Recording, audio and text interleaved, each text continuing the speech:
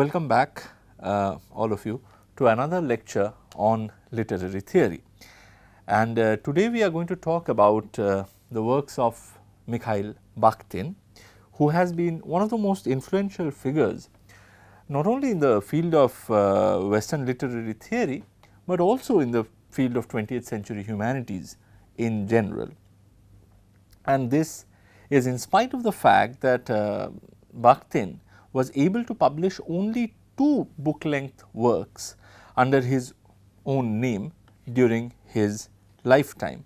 And we will come to this publishing works under his own name. This might sound a bit odd, but when we go through our lecture today, you will understand why I am using this word.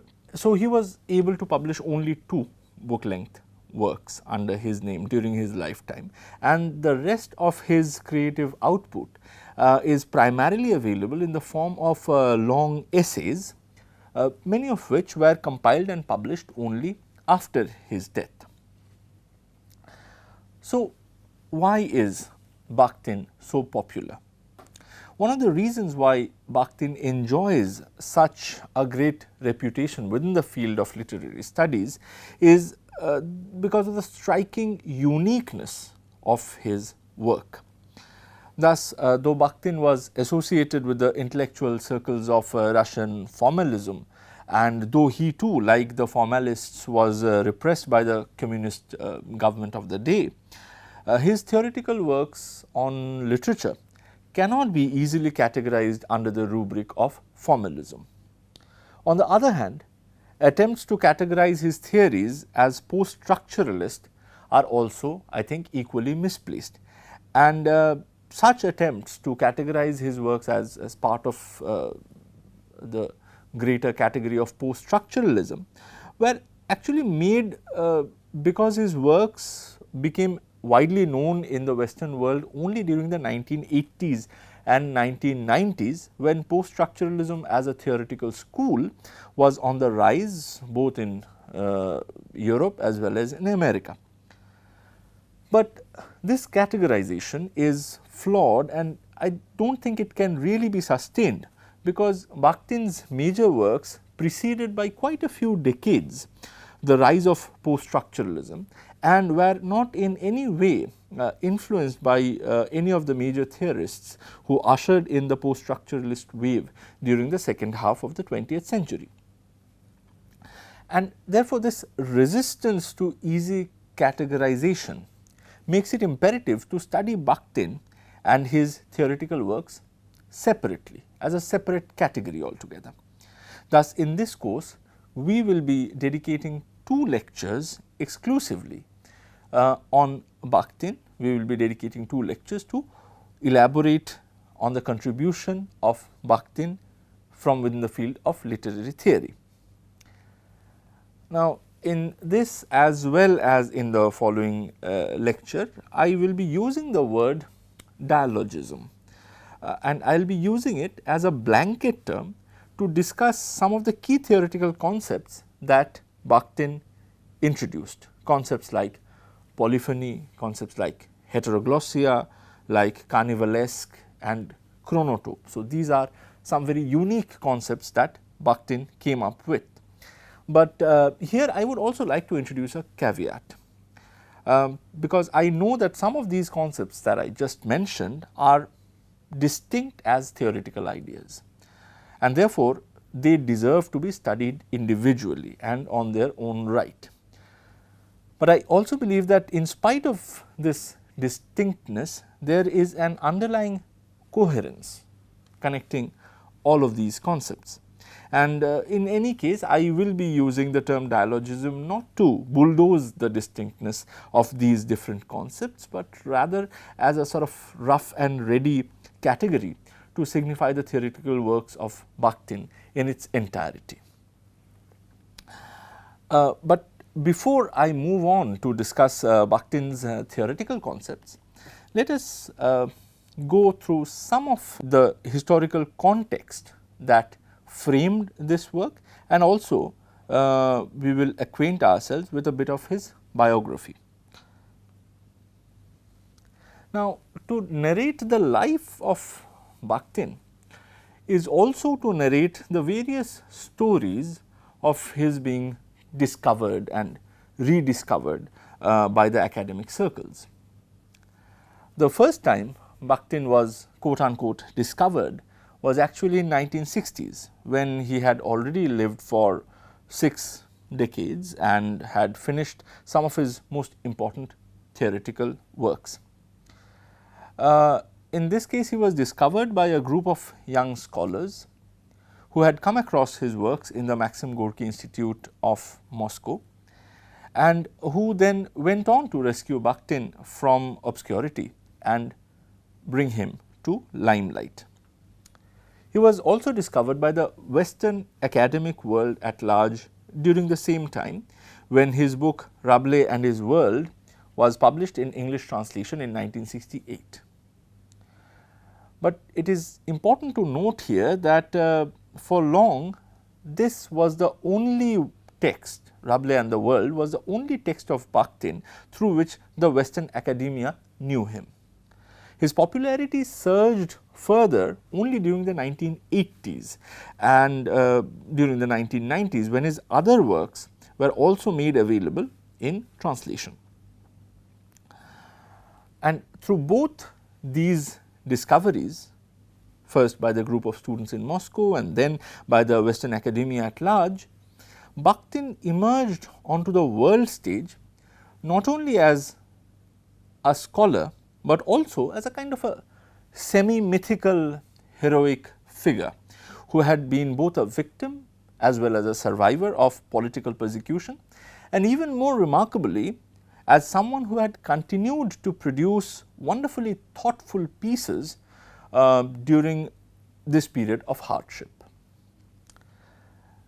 Now, the problem of this emergence as a heroic figure is that the biography of Bakhtin that we have with us is almost a kind of mythologized history, in which one is never quite sure about the boundary line separating fact from fiction. But nevertheless, these are some of the broad outlines of his biography. So, Bakhtin was born in 1895 in a Russian town called Orel, but mostly grew up in cities like Vilnius and Odessa. Now, the reason I mention these places is because of the impact they had on Bakhtin in terms of languages. Bakhtin from his early days could speak not only Russian, which was his mother tongue, but also German, which he picked up from his governess. And this acquaintance with multiple languages was only enhanced with his move to Vilnius, where though the official language was Russian, the locals usually spoke in Polish or in Lithuanian. And also in Odessa, where young Bakhtin spent some part of his youth, he encountered multiple languages, because Odessa was a port city, is still a port city, where the inhabitants came from different cultural communities and they spoke varied languages. Now, Michael Hallquist, who is a Bakhtin scholar, in his book titled Dialogism, Bakhtin and His World, identifies this exposure to different social milieus where various languages were equally accepted and were equally current as one of the key influences that later inspired Bakhtin's theory of many-languagedness. Now, there is a technical term for this. I am deliberately not using it because otherwise you might get confused. We will go into this many-languagedness, or what I am calling many-languagedness right now, during the course of this lecture and the next lecture. Now, as far as Bakhtin's education is concerned, he seems to have mostly followed on the footsteps of his elder brother Nikolai. But there is also this opinion that in reality Bakhtin received very limited formal education beyond the school level and actually passed off his brother's more successful academic career as his own later on in his life. Indeed, one Bakhtin scholar is of the view that because Bakhtin's formal higher education was next to non-existent, His approach to academic research remained somewhat cavalier, and he had little scruple while lifting entire sections from the book of a German philosopher named Ernst Cassirer and using them in his doctoral thesis on Rabelais. But in the decade following the Bolshevik Revolution in Russia, Bakhtin was able to gather around himself, and irrespective of how well educated he was able to gather around himself a diverse group of intellectuals, which included people like Valentin Voloshinov and Pavel Medvedev. Again, I refer to these names, and these names are important because during the 1920s, a number of works were published under the names of Voloshinov and Medvedev and other acquaintances of Bakhtin, which have been claimed by later scholars as being written by Bakhtin himself. And examples of such works of disputed authorship would include a study on Freudianism and another on Marxism and the philosophy of language, which were published under the name of Voloshinov, and another work titled The Formal Method in Literary Study, which was published under the name of Medvedev. So, some scholars, quite a number of scholars actually, claim that these works were actually written by Bakhtin.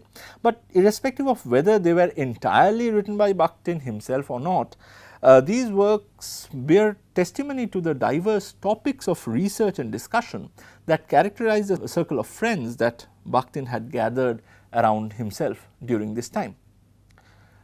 And during the 1920s, Bakhtin also published a work under his own name, which was a study of the Russian novelist Fyodor Dostoevsky, and the work was titled Problems of Dostoevsky's Art. And this work is widely regarded as one of the seminal contributions of Bakhtin to the field of literary theory. And this is a work which he later expanded and published under a slightly different title, and the title is Problems of Dostoevsky's Poetics. So, not Dostoevsky's art, but Dostoevsky's poetics. We will discuss this work in further details when we start elaborating Bakhtin's theoretical concepts later during our lecture, but for now let us move on with the discussion of his life. The year 1929 was the year when this Dostoevsky book was published, but that was really a calamitous year for Bakhtin, because that was also the year when Bakhtin was arrested and he was sent to exile to a distant part of Kazakhstan, modern day Kazakhstan, which was at that point of time part of the Soviet Union. But nevertheless, this period of exile proved very fruitful intellectually for Bakhtin, because this was a time when he worked on some of the very important monographs, important studies on novel, which later became very famous and which later were translated and collected in the book The Dialogic Imagination. In the late 1930s and early 1940s, Bakhtin completed two other works. The first was a study on Bildungsroman, or novel of growing up, novel of education. But this work today only exists as a fragment, because the manuscript that Bakhtin had sent to the German publisher was destroyed during the bombing of the Second World War, and the copy that Bakhtin had with himself was apparently used up by him to roll cigarettes in the absence of cigarette paper. So, that document is largely lost. The second book that he produced during this period was actually his thesis on Rabelais, which he submitted in 1941 to the Maxim Gorky Institute of World Literature in Moscow, and he submitted that for a doctorate degree. But it was only admitted by the institute years later and after much controversy. And this is in fact the work that was later published under the title Rabelais and His World, and became again one of Bakhtin's seminal contribution to the field of literary theory. Bakhtin's fortune really began to turn in the 1960s when, as mentioned earlier, he was quote unquote discovered not only by a large number of readers within Russia, but also abroad. Bakhtin, whose health was ravaged by years of hardship and who had also lost one of his legs to a decaying bone disease, was now suddenly transformed from being a German teacher in an obscure town of Russia to being an intellectual hero.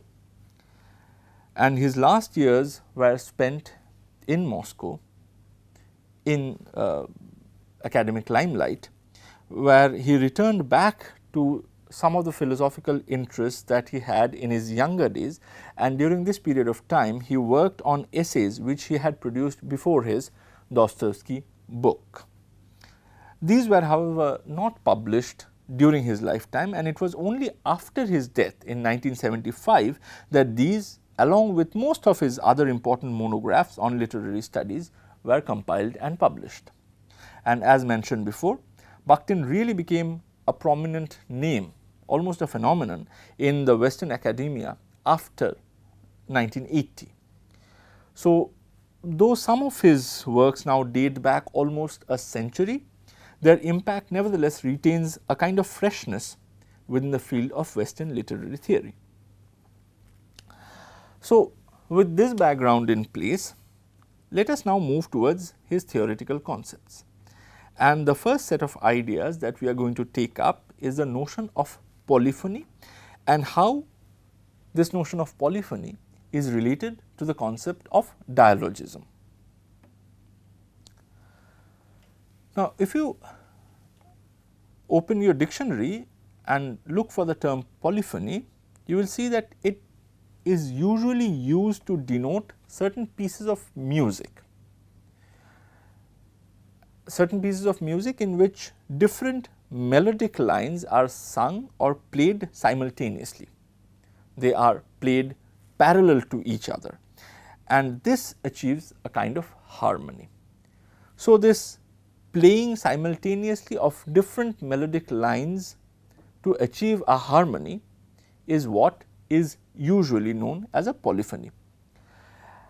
Bakhtin, in his study Problems of Dostoevsky's Poetics, which was published as Problems of Dostoevsky's Art, borrowed this term from the world of music and used it to signify what he considered to be a unique feature that characterized Dostoevsky's novels.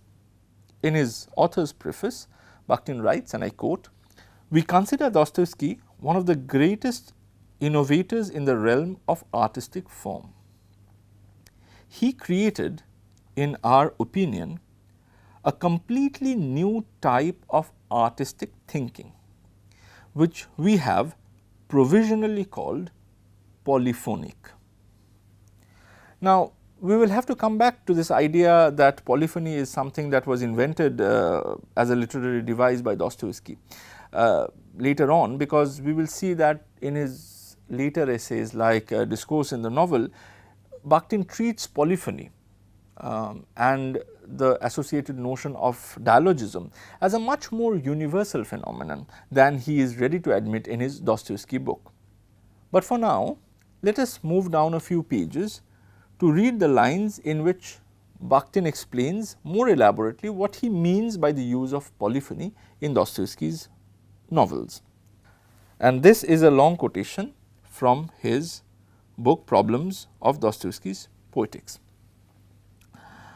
"A plurality of independent and unmerged voices and consciousnesses, a genuine polyphony of fully valid voices is, in fact, the chief characteristic of Dostoevsky's novels.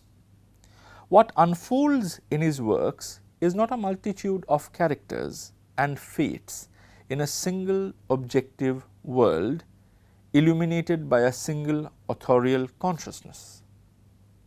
Rather, a plurality of consciousnesses with equal rights and each with its own world combine, but are not merged in the unity of the event. Dostoevsky's major heroes are, by the very nature of his creative design, not only objects of authorial discourse, but also subjects of their own directly signifying discourse. Now, there are two things here that I would like you to focus on. The first is how polyphony is being defined here, and if you notice carefully, you will see that it is here defined in terms of plurality, yes, but what is important to note here is this plurality is referred to as plurality of independent and unmerged voices as well as consciousnesses. So, here the qualifiers independent and unmerged are as important as the notion of plurality, and we will see why this is so in a moment. But there is also a second thing that is important to note in the quoted passage, which is how polyphony is contrasted with the unity of a single authorial consciousness. Now, try to think of any novel that you might have read recently, and the chances are that you have encountered in that novel a number of characters, and each of these characters speak their different lines. This is definitely a kind of plurality of voices, but according to Bakhtin, this does not automatically mean that the novel that you have read can be categorized as a polyphonic novel. In other words, plurality of voices does not automatically lead to genuine polyphony.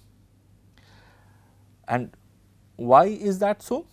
Well, this is because according to Bakhtin, many novels are written in a way that conveys just the single consciousness, the single worldview of its author. And the numerous characters that one might encounter in such a novel act merely as so many mouthpieces of that single authorial consciousness. So, there is plurality of speeches, but not plurality of ways in which the world is being looked at and is being engaged with. And this uniformity is not only to be found in certain kinds of novels, but may also be encountered in other literary genres, in a drama for instance. And why I mention a drama? Because in a drama the illusion of plurality might be even more intense, as we physically encounter different characters coming up on the stage and speaking their own different lines. But this too might not be truly polyphonic, because though the author might not be visible on the stage, the lines that all the characters speak might just be so many echoes of the single authorial consciousness. So, this underlying unity and the sameness in a novel, and by extension any other literary form, is what Bakhtin describes as monologism. This is an important term, monologism, which would literally mean a single discourse or a single utterance. Now, in Problems of Dostoevsky's Poetics, Bakhtin argues that Dostoevsky's novels were able to break free from this monologism, and Bakhtin puts this very well in his own words, and I am quoting: Dostoevsky's major heroes are, by the very nature of his creative design, not only objects of authorial discourse, but also subjects of their own directly signifying discourse. So, this is the last line of the previous quote. And this means that each of these characters that we encounter in a novel by Dostoevsky has a unique consciousness. He or she has a unique way of interpreting the world around him or her, and that person also has a unique way of engaging with this world. And this translates into what Bakhtin calls the plurality of independent and unmerged voices, which forms the essence of genuine polyphony. So, whereas the assertion of the single authorial consciousness results in monologism, the presence of a genuine polyphony creates what Bakhtin calls dialogism. He therefore categorizes Dostoevsky's novels as not just polyphonic, but also dialogic in nature. Now, here we need to understand that a literary work like a novel or even a drama might have dialogues without being dialogic in nature. That is to say, even a monologic novel or a monologic drama might have what is conventionally regarded as dialogues or lines uttered by different characters, but if these lines are all pervaded by the single consciousness of the author, then the literary piece will not count as dialogic in Bakhtin's scheme of things. Bakhtin points this out, in fact, in no uncertain terms, and I quote, "The polyphonic novel is dialogic through and through. Dialogic relationships are a much broader phenomenon than mere rejoinders in a dialogue laid out compositionally in the text. They are an almost universal phenomenon, permeating all human speech and all relationships and manifestations of human life, everything that has meaning and significance." Now, this quotation makes clear the difference that Bakhtin observes between dialogues as mere rejoinders and true dialogic relationship between independent and unmerged voices.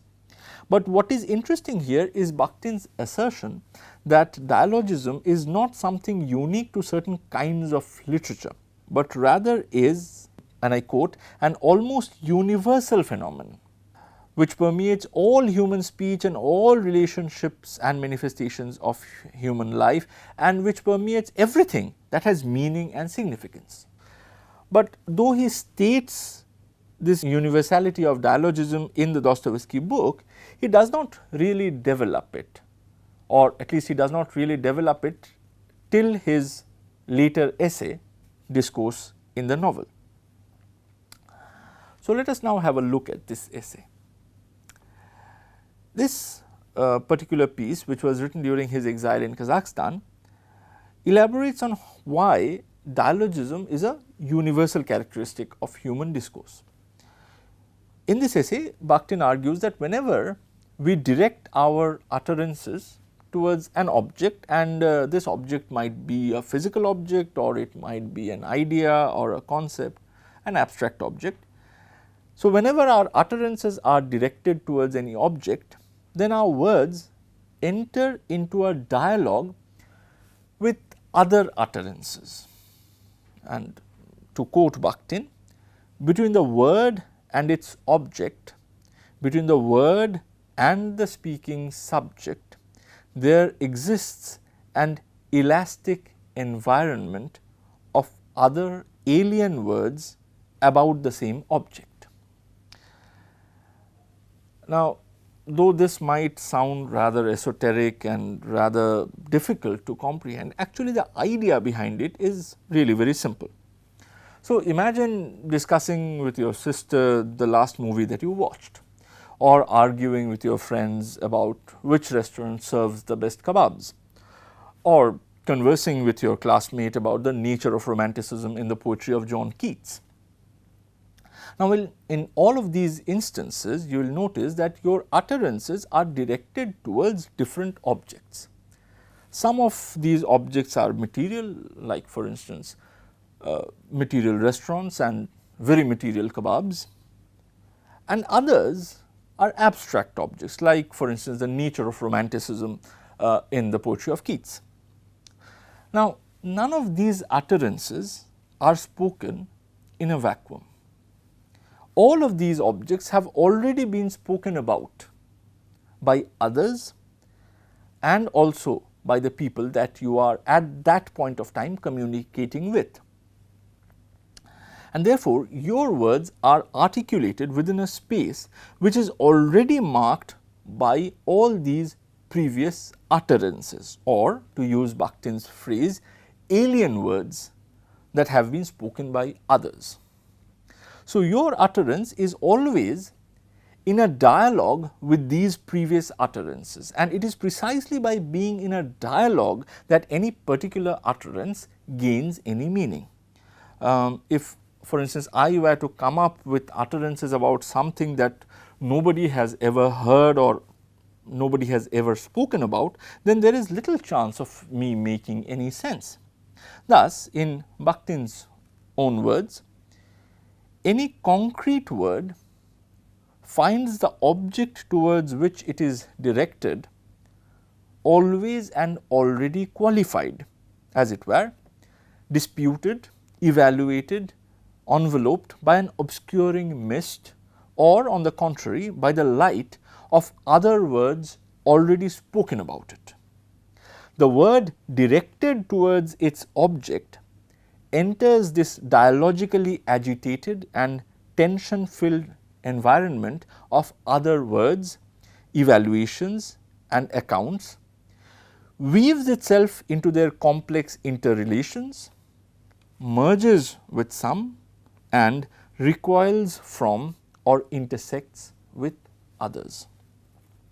Therefore, any concrete language use is automatically dialogic, because utterances can only be meaningful once it enters the tension filled environment of other words, which are articulated by other people with consciousnesses that are independent and unmerged from my own. This will mean that an example of a concrete language use, like a novel for instance, cannot but be dialogical. And dialogism is therefore not something that is merely confined to particular novels of Dostoevsky. Of course, it is very possible that in certain texts like those written by Dostoevsky, this dialogism is made more pronounced by stylistic innovations, and in the novels of some other author, monologic tendency might be observable, where there is an attempt by the author to assert a single viewpoint. But even in these later kinds of text, it is possible to hear the echo of alien words, of other independent consciousnesses, which creates the field of signification and meaning making. So, even if the author's tendency is monologic, it is possible for a text to be read dialogically by going beyond the authorial intention and by locating the traces of the tension filled environment within which utterances ultimately gain meaning. We will see how this possibility of reading the underlying conflicts, contradictions and plurality within any particular text plays an important role in other Bakhtinian concepts like heteroglossia or like carnivalesque, and we will take these concepts up in our next lecture. Thank you.